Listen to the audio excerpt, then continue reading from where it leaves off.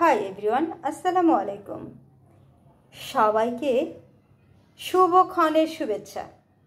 আশা করি সবাই ভালো আছেন। আলহামদুলিল্লাহ আমিও ভালো আছি। আমি সুন্দর করে মাছ কাটছি, নিজের হাতে মাছ কাটছি।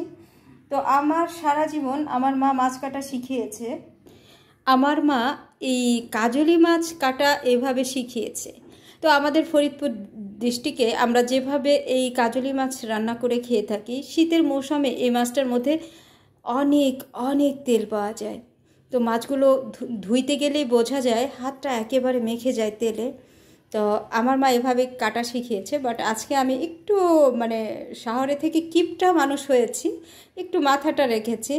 অবশ্য মাথাটা পুষ্টিগুণে ভরপুর। ছোট মাছের মাথা মুড়ো, যত খাবেন তত বুদ্ধি হবে। এজন্য আমার আবার বুদ্ধি কমে গেছে, তো এজন্য আমি ইদানিং মাথা রাখা শিখেছি। কিভাবে মাথা রেখে মাছ কেটেছি সেটাও শেয়ার করছি। এই যে দেখতে পেয়েছেন, আসলে এত বড় বড় আমার বাতাসিগুলো কিন্তু বেশ বড়। তো বান্ধবীর ভালোবাসা, এই বাতাসির মাথা রেখে আমি কেটেছি। আমার প্রাণপ্রিয় বান্ধবী রোমার পক্ষ থেকে এর আগেও বিশাল সাইজের ইলিশ খেয়েছি। তো আসলে অনেকের প্রশ্ন আছে যে ওদের ঘের আছে কি না। না, ওদের ঘের নেই, ওদের মাছের চাষাবাদ নেই। ওরা হচ্ছে টাঙ্গাইলের এলিট পার্সন। ওদের অনেক পুকুর রয়েছে, তবে ওরাও কিনে খায়। তবে ঘটনা হয়েছে যে আমি ঢাকা থাকি, আমি সবসময় আফসোস করতে থাকি যে আমি যা খাচ্ছি সম্পূর্ণটাই কেমিক্যালযুক্ত, ফরমালিনযুক্ত। তো ওরা আমাকে হচ্ছে বিষমুক্ত খাবার এনে খাওয়ানোর চেষ্টা করেছে। সেটাই হচ্ছে এটার এই মাছের বহিঃপ্রকাশ।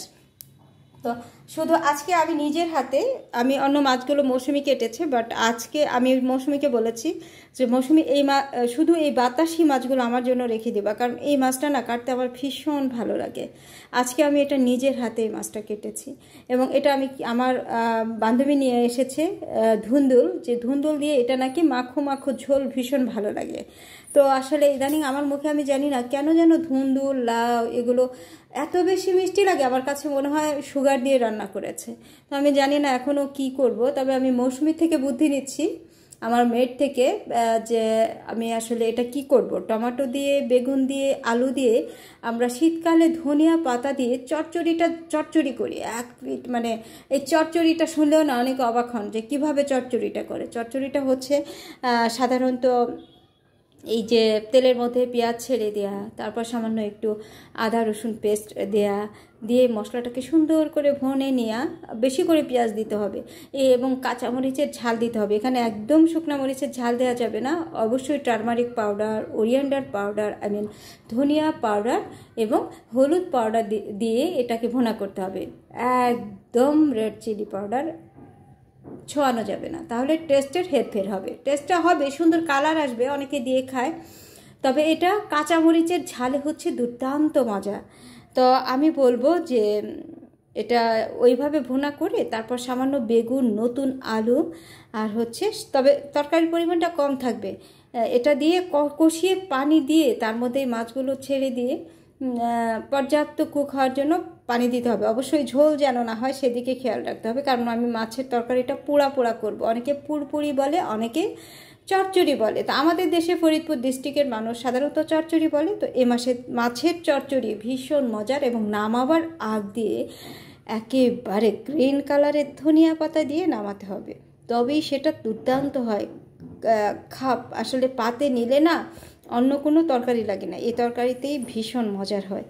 তো সবাই এভাবে ট্রাই করে দেখতে পারেন। আবার অনেককে দেখি ভোনা খায়। আসলে ছোট মাছের ভোনা বা ঝোল এটা আমার না কেন যেন ভালো লাগে না, এটা চচ্চড়ি ভালো লাগে। মায়ের হাতের সেই মাটির চুলার রান্না, মাটির সুধা গন্ধ, স্মোকিং ফ্লেভার, এটা আসলে গ্যাসের চুলায় রান্না করে আমরা আজ আর পাচ্ছি না।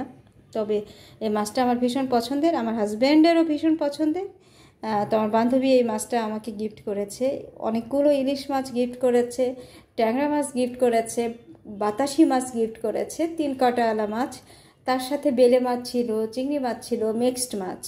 তো যাই হোক, তার সাথে এগুলো রান্না করে খাওয়ার জন্য আবার আমার জন্য পছন্দসই সবজিও এনেছে, যেমন বরবটি এনেছে, তারপরে ধুন্দুল এনেছে, তারপরে উস্তা এনেছে, করলা, তার সাথে লাউ, তার সাথে আরও কী এনেছে, এটসেট্রা।